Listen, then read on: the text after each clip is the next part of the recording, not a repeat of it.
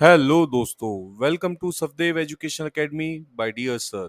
Subscribe our channel for more informative videos.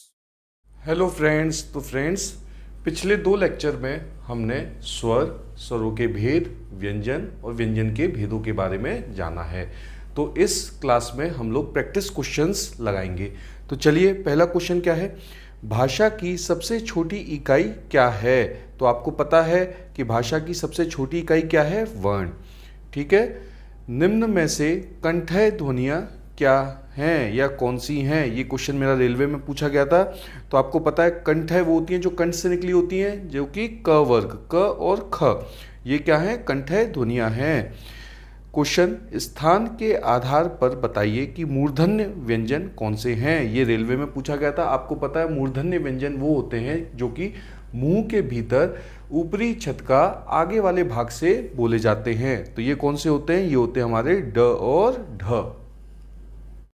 ये question मेरा railway और यूपी टेट में पूछा जा चुका है। तो क्वेश्चन क्या है? निम्न में से अल्प प्राण वर्ण कौन से हैं? आपने व्यंजन में पढ़ा था अल्प प्राण और महाप्राण। तो आपने पढ़ा था उसमें कि प्रत्येक वर्ग की पहली, तीसरी और पांचवा जो वर्ण है वो क्या है? अल्पप्राण होते हैं।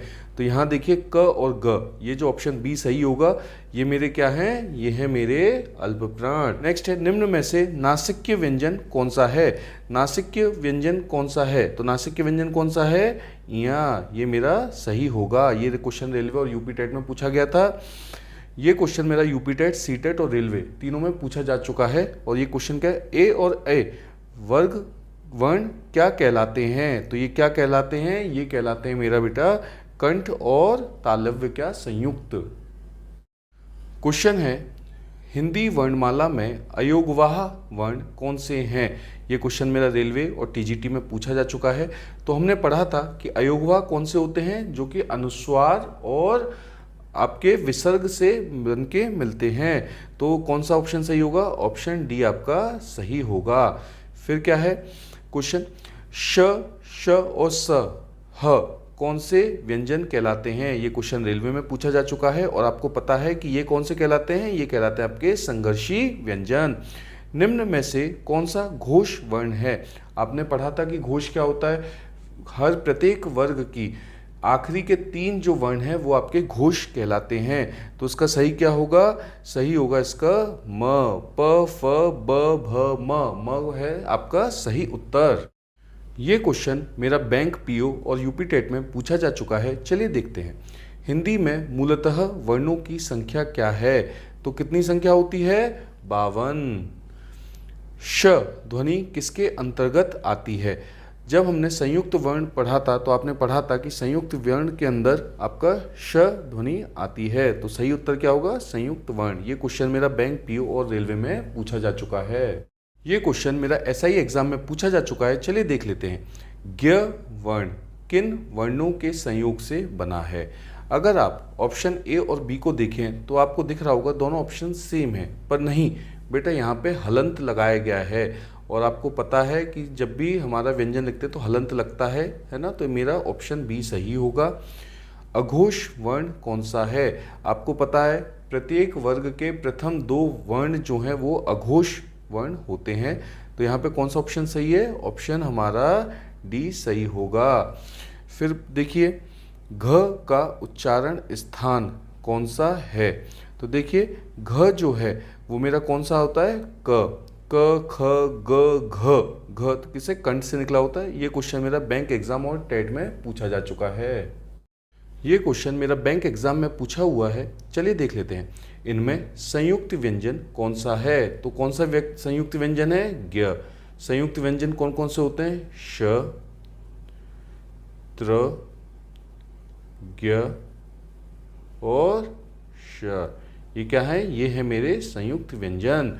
नेक्स्ट क्या है? निम्नलिखित में से कौन सा वर्ण उच्चारण की दृष्टि से दंत्य नहीं है? तो कौन सा नहीं है बेटा? दंत्य। दंत्य नहीं है ट वर्ग। ट वर्ग मेरा दंत्य नहीं है। ये क्वेश्चन मेरा अध्यापक भर्ती परीक्षा में पूछा हुआ है। चलिए देखते हैं। श वर्ण किसके योग से बना हुआ है? तो आपको पता है श क्या है? एक संयुक्त व्यंजन है जो कि किसके योग से बना होता है? क पे हलंत, श और अ। तो क्या सही उत्तर होगा? सही उत्तर होगा मेरा ऑप्शन ए। हिंदी वर्णमाला में स्वरों की कुल संख्या कितनी है? यूपी टेट में पूछा हुआ सवाल है, तो कितनी है? 13। निम्नलिखित में कौन सा स्वर नहीं है? तो कौन सा स्वर नहीं है? आपका इया स्वर नहीं होता है, बाकी ये अ, छोटा ऊ, ए आपके स्वर ही होते हैं। निम्नलिखित में कौन सा ट वर्ग नहीं है? तो आपको पता है ट वर्ग में क्या होता है? ट, ठ, ड, ढ और ड़। घ कहीं भी उसमें नहीं आता है। हिंदी वर्णमाला में व्यंजनों की संख्या क्या है? तो जब हमने पढ़ा था तो हमें पता है कि व्यंजनों की संख्या कितनी होती है? 33। निम्नलिखित में कौन सा पश्च स्वर है? ये क्वेश्चन मेरा नेट और JRF में पूछा जा चुका है। तो कौन सा पश्च स्वर होता है? पश्च स्वर होता है मेरा आ। ये क्वेश्चन मेरा प्रवक्ता भर्ती परीक्षा में पूछा जा चुका है। तो क्वेश्चन क्या है? निम्नलिखित में से कौन अयोगवाह है? तो अयोगवाह कौन सा होगा? हमने पढ़ा था अयोगवाह है आपका विसर्ग। तो चलिए थोड़ा सा अयोगवाह के बारे में जान लेते हैं। अनुस्वार और विसर्ग का जातीय योग न तो स्वर के साथ होता है और ना ही व्यंजन के साथ ठीक बैठता है, इसलिए इन्हें अयोग कहा जाता है। फिर भी अर्थ वहन करते हैं, इसीलिए इन्हें अयोगवाह कहते हैं। इनमें कौन सा आता है? इनमें यह है अनुस्वार और यह है विसर्ग। अब एक बिंदी अनुस्वार और आ के सामने दो बिंदी आपकी विसर्ग होती हैं। ये क्वेश्चन UGC नेट JRF में पूछा जा चुका है। चलिए देखते हैं। श ध्वनि का उच्चारण स्थान है, क्या है? आपने जब पढ़ा था तो आपको पता है कि श ध्वनि किस में आती है? तालव्य में। नेक्स्ट क्या है? निम्नलिखित में से कौन एक संयुक्त व्यंजन नहीं है? आपको पता है छत्तज्ञ आपके संयुक्त व्यंजन होते हैं, कौन सा नहीं है? श नहीं है। तालव्य व्यंजन है, तो हमें ये पता करना है कि इसमें से कौन सा तालव्य व्यंजन होगा। तो चलिए तालव्य व्यंजन के बारे में जानते हैं। चलिए तो फ्रेंड्स तालव्य व्यंजन के बारे में जानते हैं। तालव्य एक हमारा वर्ग है जिसका उच्चारण स्थान तालु यानी कि मुंह के भीतर की ऊपरी छत का पिछला भाग से होता है। इसमें कौन कौन से वर्ण आते हैं? इसमें आते हैं च, छ, ज, झ और इया। च, छ, ज, झ और इया। तो हमारा सही उत्तर क्या होगा? तो बेटा हमारा सही उत्तर क्या होगा? ऑप्शन ए, च, छ, ज, झ। क्वेश्चन है य, र, ल, व किस वर्ग के व्यंजन हैं? तो किस वर्ग के व्यंजन हैं? चलिए जानते हैं।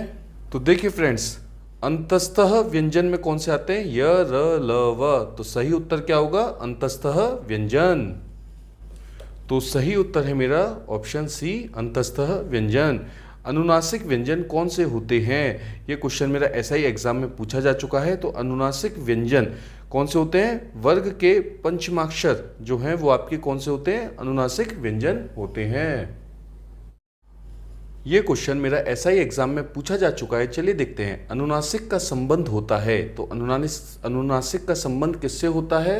तो बेटा हमने क्या पढ़ा था? अनुनासिक क्या होता है? जिन स्वरों के उच्चारण में हवा मुंह और के साथ साथ नाक से भी निकलती है। तो मुंह और नाक से निकलने वाले जितने भी वर्ण हैं वो क्या है? वो है हमारे अनुनासिक वर्ण। तो ऑप्शन क्या सही होगा? ऑप्शन सही होगा नाक व मुंह दोनों से। हिंदी वर्णमाला में स्वरों की संख्या क्या है? ये मेरा SI एग्जाम में पूछा जा चुका है। तो बेटा हमने क्या पढ़ा था कि स्वरों की संख्या परंपरागत रूप से 13 मानी गई है। उच्चारण की दृष्टि से इनमें केवल 10 ही स्वर हैं। उच्चारण की दृष्टि से 10 और परंपरागत रूप से 13 माने जाते हैं स्वर। अब अगर यहाँ मैं क्वेश्चन की बात करूँ तो देखिए यहाँ ना तो 10 दे रखा है ना 13 दे रखा है। तो आप क्या करेंगे? आप 11 को टिक करके आएंगे। ठीक है, ये क्वेश्चन मेरा SI एग्जाम में पूछा गया था। ये क्वेश्चन मेरा नेट JRF में पूछा गया है। चलिए देखते हैं। कंठ्योष्ठ्य ध्वनि का उदाहरण है, तो क्या उदाहरण है? इसका उदाहरण है ओ। भाषा निर्माण की इकाइयों का सही अनुक्रम है। तो भाषा निर्माण की इकाइयों का सही अनुक्रम क्या है? सबसे छोटा होता है बेटा ध्वनि या वर्ण। ध्वनि के बाद आता है शब्द, शब्द के बाद बनता है पद और पद के बाद बनता है आपका वाक्य। तो ऑप्शन डी सही होगा।